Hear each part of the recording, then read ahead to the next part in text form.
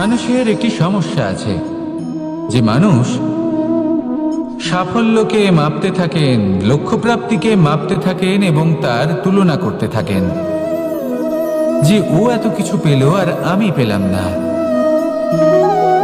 ওর কাছে এত কিছু আছে কিন্তু আমার কাছে নেই। এই তুলনা করার জন্য ওনারা দুঃখী হয়ে পড়েন, নিরাশ হয়ে পড়েন। তাই আমি একটা প্রশ্ন করছি যে এটা কি উচিত? এই সংসারে আপনি কি নিয়ে তুলনা করবেন, যেখানে সূর্যদেব চন্দ্রমা দুজনেই আছেন, দুজনেই হলেন বিশেষ, দুজনেই নিজ নিজ সময়ে উদিত হন। এদের মধ্যে একজন না থাকলে তাহলে আমাদের জীবন কঠিন হয়ে পড়বে। ঠিক সেইভাবেই আপনি যদি একটা বড় রেখা অঙ্কন করেন তাহলে অন্য রেখাটি ছোট হয়ে পড়ে না, সে তেমনই থাকে যেমনটা সে ছিল। আপনার অস্তিত্ব কখনো ছোট বা বড় হতে পারে না। শুধু তুলনা করার জন্য আপনার এটা মনে হতে পারে। যদি আপনি যুদ্ধ করতে চান আপনার তলোয়ারের প্রয়োজন পড়বে। যদি বস্ত্র তৈরি করতে চান এত বড় তলোয়ার দিয়ে কিছুই হবে না, তখন প্রয়োজন পড়বে একটা ছোট্ট সূচের। তাই তুলনা করবেন না, না নিজেকে ছোট মনে করবেন না অন্য কাউকে। সবার সাথে সহযোগিতা করুন, আর যদি তুলনা করতেই হয় নিজের সাথে করুন, যে কাল আমি কেমন ব্যক্তি ছিলাম, আজ কি তার থেকে শ্রেষ্ঠ হয়ে উঠতে পেরেছি। ভেবে দেখুন ভবিষ্যতে গিয়ে আপনি কতটা শ্রেষ্ঠ ব্যক্তি হতে পারেন। আসুন আমার সাথে ভালোবেসে বলুন রাধা রাধা। বস্ত্র আমাদের সকলের প্রিয়, এটা আমাদের জীবনযাপনের জন্য প্রয়োজনীয়। আমরা সবসময় চেষ্টা করি সেই বস্ত্র পরতে যা পরলে আমাদের দেখতে ভালো লাগে। কিন্তু কখনো এই কথা ভেবে দেখেছেন যে কিছু বস্ত্র যদি স্বচ্ছ হয় তাহলে তা পুরনো হলেও দেখতে ভালো লাগে? ঠিক তেমনই যেমন কোনো খাবার যদি মশলাদার না হয়, অত্যন্ত সুস্বাদু নাও হয়, কিন্তু যদি তা গরম হয়, টাটকা হয়, তাহলে খেতে ভালোই লাগে। ঠিক সেইভাবেই যদি কোনো ব্যক্তি সুন্দর নাও হয় কিন্তু তার কথা খুবই মধুর হয়, তাহলে সেই ব্যক্তি সকলের প্রিয় হয়। কোনো ব্যক্তি যদি ধনবান নাও হন কিন্তু তিনি যদি গুণী হন, তাহলে এই সংসারে সম্মান লাভ করেন। সেই জন্য কখনো এই বিষয়ে দুঃখ পাবেন না যে আপনার কাছে ভৌতিক স্বাচ্ছন্দ্য নেই। আপনার কাছে সব থেকে বড় বস্তু, সব থেকে মূল্যবান বস্তু যেটা আছে সেটা হলো আপনার আত্মা, আপনার মন, আপনার বিচারধারা, আপনার গুণ, আপনার কথা। এগুলো সবসময় শুভ রাখুন এবং সবসময় নিজের সাথে রাখুন। এই জীবন সফল হবে এবং প্রেমময় হয়ে বলে উঠবে রাধা রাধা। নন্দ বাবাও খেলার ছলে খুব বড় বড় শিক্ষা দিতেন। অনেকদিন আগেকার কথা, বাবা আমার জন্য একটা মানচিত্র নিয়ে এলেন। এটা ছিল জম্বুদ্বীপের মানচিত্র, ঠিক যেন একটা ধাঁধা যা টুকরো টুকরো করে বিভিন্ন দিকে ছড়ানো, যেগুলোকে আমায় জুড়তে হতো। ব্যাস শুধু এটুকুই ছিল আমার কাজ। আমি বারবার প্রচেষ্টা করলাম কিন্তু বারবার অসফলই রয়ে গেলাম। বাবা এটা দেখলেন এবং হাসলেন। বাবা বললেন, একটা কাজ করো, এই প্রত্যেকটি অংশকে উল্টে রাখো। আমিও উল্টে রাখলাম। তারপরে দেখলাম প্রত্যেক অংশে মানুষের শরীরের কোনো না কোনো অংশ চিহ্নিত। কোথাও হাত আছে, পা আছে, কোথাও মুখ আছে। বাবা বললেন যে এবার এটা জুড়তে চেষ্টা করো। আমিও জুড়ে দিলাম। মানুষের মানচিত্র পূর্ণ হলো। এবার বাবা বললেন এটা উল্টে রাখো, মানচিত্র পূর্ণ আকার ধারণ করেছে।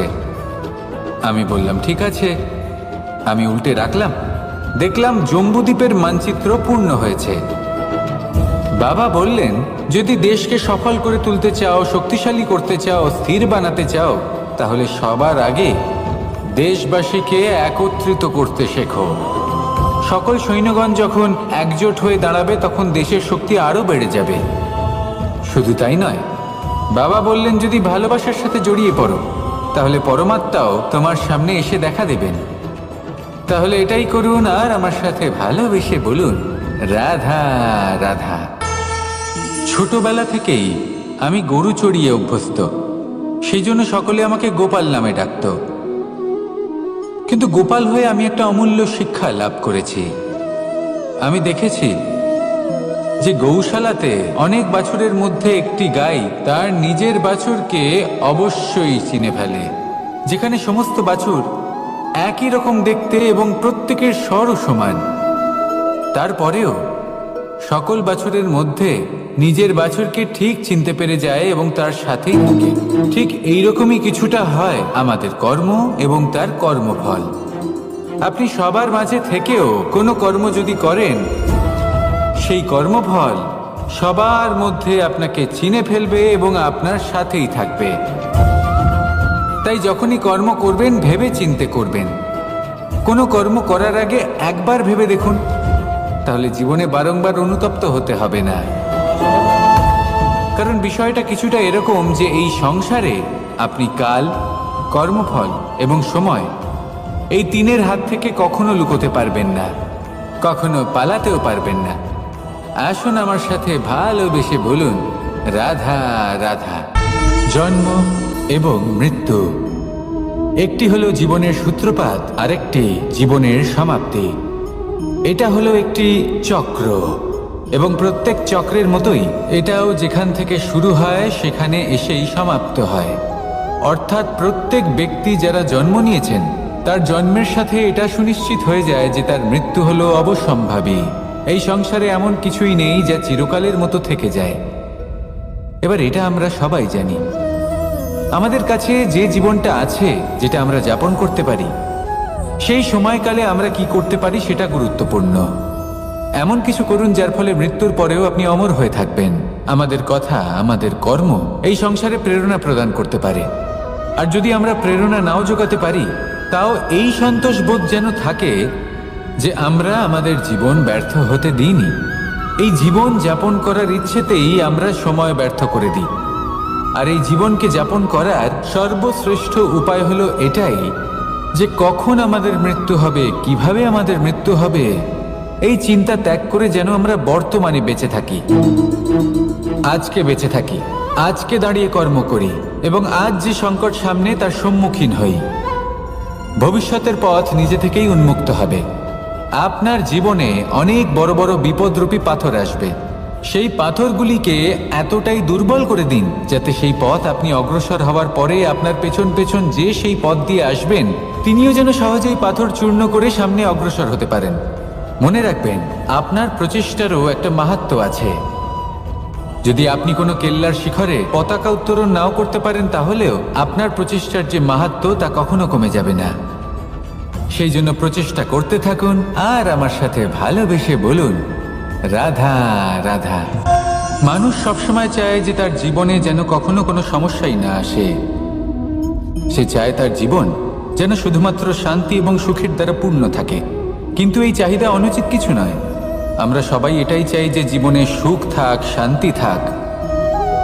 কিন্তু এই কথা সবসময় মনে রাখবেন, যে সূর্য উদিত হন সংসারকে প্রকাশমান করেন, দুপুরবেলায় সংসারকে রৌদ্র প্রদান করেন, সন্ধেবেলায় তাকেও অস্ত যেতে হয়। এবার আমাদের জীবন চক্র কিছুটা এরকমই। কোনো কিছুই চিরকাল একরকম থাকে না। কখনো এই নদীকে দেখুন যা বয়ে চলেছে।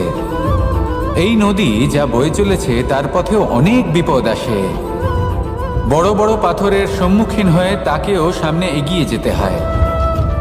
একটি পুকুর যা চারদিক থেকে ঘেরা, তার জীবনে কিন্তু কোনো সমস্যা নেই। কিন্তু এই সংসারে পুকুরের পুজো করা হয় না, পুজো করা হয় নদীকে। মনে রাখবেন, সমস্যার ঊর্ধ্বে তিনি উঠতে পারেন যিনি সমাধি লাভ করেছেন, যিনি এই সংসারেই নেই। যিনি এই সংসারে আছেন এবং জীবিত আছেন, তার জীবনের সমস্যা হলো শ্বাসবায়ুর মতোই গুরুত্বপূর্ণ। আসুন আমার সাথে ভালোবেসে বলুন, রাধা রাধা। বন হলো আমাদের সবারই প্রিয়। সেখানকার সৌন্দর্য, শান্তি, সেখানকার পরিবেশ আমাদের সকলের ভালো লাগে এবং সেখান থেকে আমরা কাঠ পাই, যা সংসারে আমাদের জীবনে আমাদের খুব সহায়ক হয়ে ওঠে। এর দ্বারা আমরা অনেক কিছুই প্রাপ্ত করতে পারি। অনেক বাদ্যযন্ত্র আমরা লাভ করতে পারি। এর অনেকভাবে প্রয়োগ সম্ভব। কিছু কাঠ অত্যন্ত সুগন্ধি হয় যা আমরা ঈশ্বরকে নিবেদন করি, যেমন চন্দন। এবার ভাবুন, একজন অসাবধানী ব্যক্তি, তার হাত থেকে ছোট্ট একটা আগুনের ফুলকি যদি সেখানে পড়ে, তাহলে তা সমগ্র বনকে ভস্ম করে দিতে পারে। আর যখন এই আগুন ছড়িয়ে পড়ে তখন তা কাউকে রেহাই দেয় না। অন্য বৃক্ষকে নয়, পাতাকে নয়, ফলকে নয়, কাঁটাকে নয়, কাউকে নয়, পথে যাকে পায় তাকেই ভস্ম করে দেয়। এই ছোট্ট আগুনের ফুলকি। কিন্তু এই ছোট্ট আগুনের ফুলকি সবার আগে কাকে ভস্ম করে? সেই সকল ছোট ছোট শুকনো পাতা, সেই ছোট ছোট গাছের ডাল। ঠিক সেইভাবেই আপনার জীবনে একজন খারাপ ব্যক্তি এসে হয়তো আপনার সমগ্র জীবন ধ্বংস করে দিতে পারে। আর আপনার এই জীবনে এই ছোট ছোট শুকনো পাতা এবং এই ছোট ছোট শুকনো কাঠ আপনার ছোট ছোট স্বার্থ। আপনার স্বার্থের দ্বারা এই অশুভ ব্যক্তি আপনার মনে অশুভ আবেগ বাড়িয়ে তুলবে এবং আস্তে আস্তে আপনার জীবন শেষ করে দিতে পারে। তাই মনে রাখবেন, এই জীবন অমূল্য। আপনি হলেন অমূল্য। এই জীবন যাপন করুন এবং এই জীবনের কাছে পৌঁছানোর দ্বার আর কোথাও নেই, আপনার কাছেই আছে। আপনার মনে, আপনার বিবেকে, আপনার দৃষ্টিভঙ্গিতে, আপনার ভাবনাতেই আছে। এই দ্বারকে খুলুন। জীবন সফল হবে আর ভালোবেসে বলবে, রাধা রাধা। কথায় আছে যে স্বপ্ন এবং লক্ষ্য হলো একটি মুদ্রারই দুটি দিক। যতক্ষণ না স্বপ্ন দেখছেন ততক্ষণ বুঝবেন কি করে আপনার লক্ষ্য কি? স্বপ্ন দেখে যদি নিজের লক্ষ্য বুঝতে পারেন, সেটা পেতে চান, তবেই সেটা লাভ করতে পারবেন। কিন্তু স্বপ্ন এবং লক্ষ্য এই দুইয়ের মধ্যে একটা ভারসাম্য রয়েছে, যেটা বজায় রাখা প্রয়োজনীয়। একে আমরা বলে থাকি পরিশ্রম। দেখুন, যদি আপনি স্বপ্ন দেখতে চান তাহলে পরিশ্রম ত্যাগ করে নিদ্রা লাভ প্রয়োজন। কিন্তু যদি আপনি লক্ষ্য লাভ করতে চান তাহলে আপনাকে নিদ্রা ত্যাগ করে পরিশ্রম করতে হবে। তাই আলস্য ত্যাগ করুন এবং সিদ্ধান্ত নিন যে আপনি কি চান। আপনার জীবনের এই তুলাদণ্ডে স্বপ্নের পাল্লা ভারী হওয়া প্রয়োজন নাকি লক্ষ্যের? আমার মতে এই দুইয়ের মধ্যে যদি ভারসাম্য বজায় রাখেন তবে পথ নিজে থেকেই সামনে আসবে। শুধু সেই পথে অগ্রসর হতে থাকুন এবং আমার সাথে ভালোবেসে বলুন, রাধা রাধা। আমরা সবাই জীবনে সুখ লাভ করতে চাই। শুধু জীবনে কেন, জীবনের পরেও আমরা সুখ লাভ করতে চাই। আমরা সকলে স্বর্গের কামনা করি। কিন্তু খুব সহজ একটা কথা, যদি আপনি স্বর্গ লাভ করতে চান তাহলে প্রথমে মৃত্যু লাভ করতে হবে। আপনি যদি প্রাণই না দেন তাহলে আপনি স্বর্গ লাভ কিভাবে করবেন, তাই না? শুধু এই ছোট্ট একটা বিষয় দ্বারা আমরা জীবনে অনেক কিছুই শিখতে পারি। যদি আপনার কোনো লক্ষ্য থাকে, কোনো মনোবাঞ্ছিত স্থান থাকে, কোনো বড় কাজ আপনি করতে চান, তাহলে সেই সবই হবে। কিন্তু শুধুমাত্র কামনা করলে হবে না, আপনাকে কর্ম করতে হবে। নিরন্তর প্রয়াস, পরিশ্রম, পথ খুঁজতে হবে, সামনে অগ্রসর হতে হবে। কখনো অসফল হলে তার কারণ খুঁজতে হবে, বিপদের সম্মুখীন হতে হবে, অন্তর থেকে নিজের শক্তি বাড়িয়ে তুলতে হবে। তবেই আপনি নিজের লক্ষ্য লাভ করতে পারবেন, মনোবাঞ্ছিত স্থান পাবেন। মহান নদী গঙ্গা একটি বিন্দু দ্বারা শুরু হয়, ধীরে ধীরে অগ্রসর হয়। কোনো পাথরে ধাক্কা খেলেও সে থামে না, বরং এগোতেই থাকে। তারপরেই সে মহান নদী গঙ্গা হয়ে উঠতে পারে। পরিশ্রম করুন, লক্ষ্য লাভ করুন, আর আমার সাথে ভালোবেসে বলুন, রাধা রাধা। এই সংসারে তিন ধরনের আবেগ অত্যন্ত গুরুত্বপূর্ণ, যা প্রত্যেক মানুষের জীবনে থাকে। প্রথমটা হলো আনন্দ, যা আমরা সবাই লাভ করতে চাই। দ্বিতীয় হলো ক্রোধ। এটা তখনই আসে যখন আমরা আমাদের উপর নিয়ন্ত্রণ হারাই বা কোনো পরিস্থিতি আমাদের প্রতিকূল হয়ে থাকে। তৃতীয় হলো দুঃখ। এই দুঃখ তখনই আসে যখন কোনো একটা পরিস্থিতি আমাদের মনের মতো হয় না, বা আমাদের প্রিয়জন আমাদের বুঝতে পারেন না। আমরা অমূল্য কিছু হারিয়ে ফেলি, তখন এই দুঃখ আমাদের হৃদয়ে আশ্রয় নেয়। এই তিন আবেগ হলো এমন যে আমাদের জীবনে আসতে এবং যেতে থাকবে। কিন্তু এই তিনটি আবেগের বিষয়ে কোন কথাটা মনে রাখতে হবে সেটা শুনুন। যখনই আপনি আনন্দে থাকবেন, প্রতিশ্রুতি দেবেন না, কারণ যখন মানুষ আনন্দে থাকেন তখন তিনি নিজের বিবেক বোধ হারিয়ে ফেলেন। দ্বিতীয়ত, যখনই আপনি ক্রুদ্ধ হবেন, উত্তর দেবেন না, কারণ ক্রোধের বশে যে উত্তরই দেবেন সেটা শুভ হবে না। তৃতীয়ত, যখনই আপনি দুঃখী থাকবেন, কোনো সিদ্ধান্ত নেবেন না, তখন নিজের মনের ওপর, নিজের কর্মের ওপর, নিজের ওপর নিয়ন্ত্রণ রাখতে চেষ্টা করুন। যদি এই তিনটি আবেগের ক্ষেত্রে এই জিনিসগুলো মনে রাখেন, তাহলে জীবনে কখনো আক্ষেপ করবেন না। আসুন আমার সাথে ভালোবেসে বলুন, রাধা রাধা। আমাদের মধ্যে বেশিরভাগ মানুষ কোনো না কোনো মহাশক্তির উপস্থিতিকে বিশ্বাস করেন। আমরা মনে করি যে এ হলো সেই মহাশক্তি যার প্রভাব, যার কৃপা চিরকাল আমাদের উপর বজায় থাকে। আমাদের কর্মের ওপর, কর্মফলের ওপর চিরকাল তার দৃষ্টি থাকে। আমাদের মধ্যে কেউ একে ঈশ্বর মনে করেন, কেউ বা প্রকৃতি মনে করেন, বা কেউ কোনো গৃহপালিত পশুর মধ্যে মহাশক্তির দর্শন লাভ করেন, বা কেউ কোনো বস্তুর মধ্যে। প্রত্যেকের নিজস্ব বিশ্বাস আছে, কিন্তু সেই শক্তির থেকে আশীর্বাদ লাভের জন্য বা কোনো ইচ্ছে পূরণের জন্য আমরা কখনো না কখনো মন্দিরে যাই। এই মন্দির শব্দের সূত্রপাত কিভাবে, আগে সেটা বুঝে নেওয়া যাক। মন্দির এই শব্দের আরম্ভ হলো মনের দ্বারা, কিন্তু বেশিরভাগ মানুষ যখনই মন্দিরে যান কোনো ইচ্ছে পূরণের জন্য বা ইচ্ছে পূরণ হওয়ার পরে ধন্যবাদ দেওয়ার জন্য, তখন তিনি শুধুমাত্র শারীরিকভাবে সেখানে উপস্থিত থাকেন। তার মন তো সাংসারিক কাজের মধ্যেই ঘোরাফেরা করতে থাকে, তাই না? তাহলে বলুন, এর অর্থ কি? যদি আপনি মন্দিরে নিজের মনকেই না নিয়ে যান, তাহলে তার কি লাভ হবে? মন্দিরে গিয়ে নিজের মনকে ঈশ্বরের চরণে পূর্ণরূপে সমর্পণ করুন।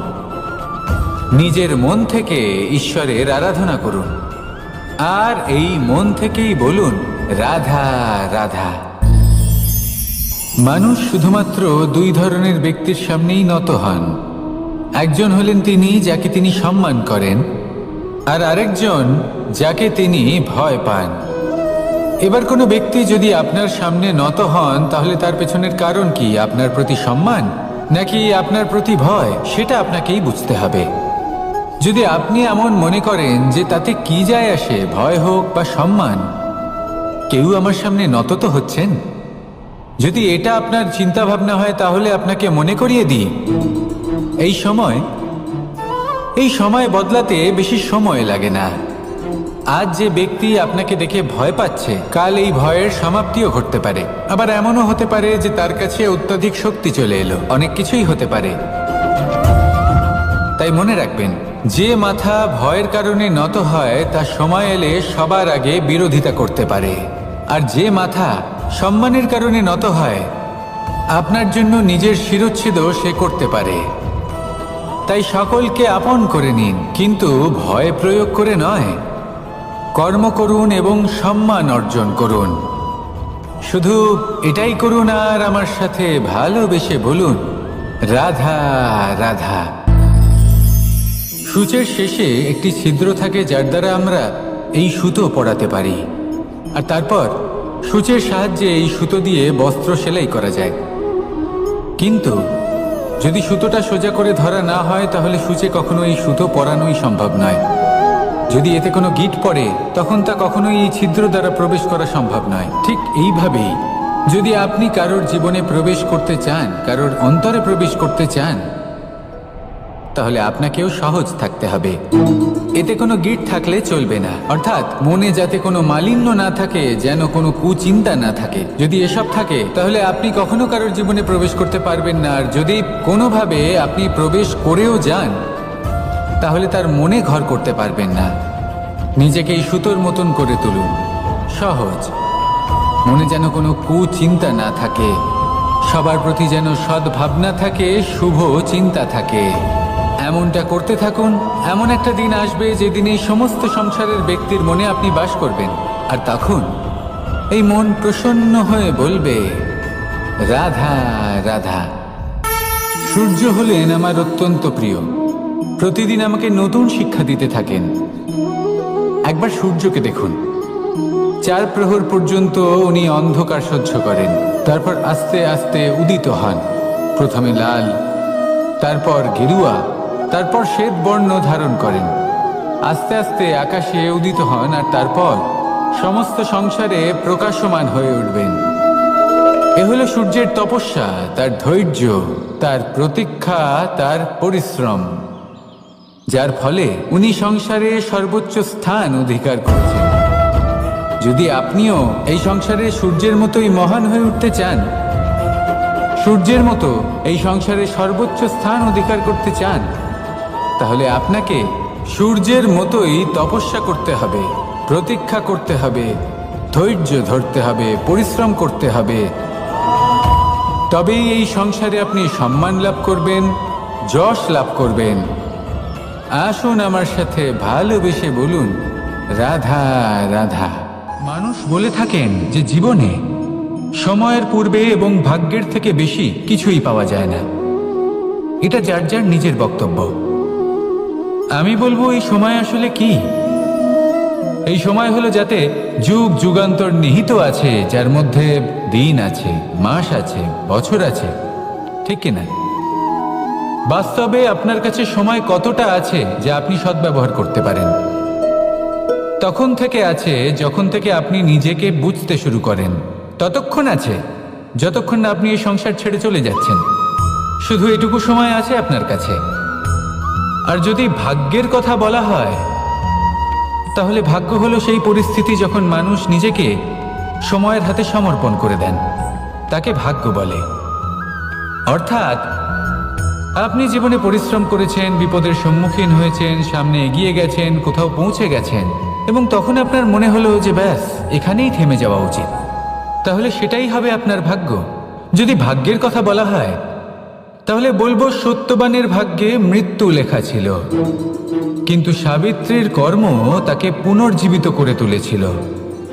অর্থাৎ এই ভাগ্য বদল করা সম্ভব কর্ম এবং পরিশ্রমের দ্বারা। ভেবে দেখুন, রাবণ মাতা সীতাকে হরণ করেছিল। যদি শ্রীরাম সেটাকে ভাগ্য বলে মেনে নিতেন, তাহলে কখনো ভাগ্য বিধাতা হয়ে উঠতে পারতেন না। ভাগ্য হলো একটা বাঁধন যেটাকে ভেঙে ফেলা খুব প্রয়োজনীয়। নিজের লক্ষ্যের কাছে পৌঁছতে হবে। হতেই পারে এই লক্ষ্য হলো পরমাত্মার কাছে পৌঁছে যাওয়া। আপনি যদি পরমাত্মার কাছে পৌঁছতে নাও পারেন, তাও সেই পথে কিছুটা অগ্রসর হতে পারছেন, তাই না? তাহলে ভাগ্যের এই বাঁধন ভেঙে ফেলুন, নিজের কর্মের দ্বারা নিজের প্রারব্ধ গড়ে তুলুন এবং আমার সাথে ভালোবেসে বলুন, রাধা রাধা। মানুষের একটি সমস্যা আছে যে মানুষ সাফল্যকে মাপতে থাকেন, লক্ষ্যপ্রাপ্তিকে মাপতে থাকেন এবং তার তুলনা করতে থাকেন যে ও এত কিছু পেল আর আমি পেলাম না, ওর কাছে এত কিছু আছে কিন্তু আমার কাছে নেই। এই তুলনা করার জন্য ওনারা দুঃখী হয়ে পড়েন, নিরাশ হয়ে পড়েন। তাই আমি একটা প্রশ্ন করছি যে এটা কি উচিত? এই সংসারে আপনি কি নিয়ে তুলনা করবেন, যেখানে সূর্যদেব চন্দ্রমা দুজনেই আছেন, দুজনেই হলেন বিশেষ, দুজনেই নিজ নিজ সময়ে উদিত হন। এদের মধ্যে একজন না থাকলে তাহলে আমাদের জীবন কঠিন হয়ে পড়বে। ঠিক সেইভাবেই আপনি যদি একটা বড় রেখা অঙ্কন করেন, তাহলে অন্য রেখাটি ছোট হয়ে পড়ে না, সে তেমনই থাকে যেমনটা সে ছিল। আপনার অস্তিত্ব কখনো ছোট বা বড় হতে পারে না। শুধু তুলনা করার জন্য আপনার এটা মনে হতে পারে।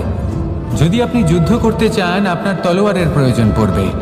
যদি বস্ত্র তৈরি করতে চান, এত বড় তলোয়ার দিয়ে কিছুই হবে না, তখন প্রয়োজন পড়বে একটা ছোট্ট সূচের। তাই তুলনা করবেন না, না নিজেকে ছোট মনে করবেন, না অন্য কাউকে।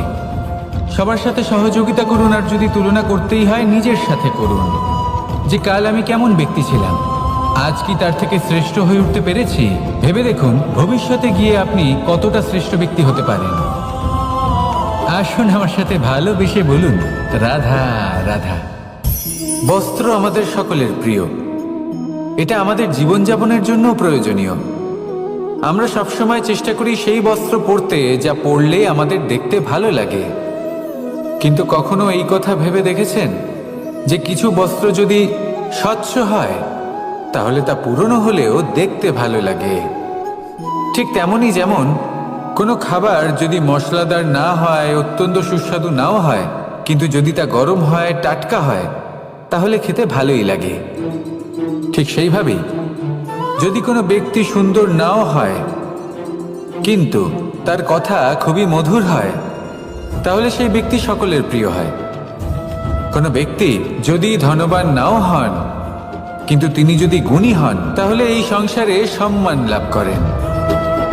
সেই জন্য কখনো এই বিষয়ে দুঃখ পাবেন না যে আপনার কাছে ভৌতিক স্বাচ্ছন্দ্য নেই।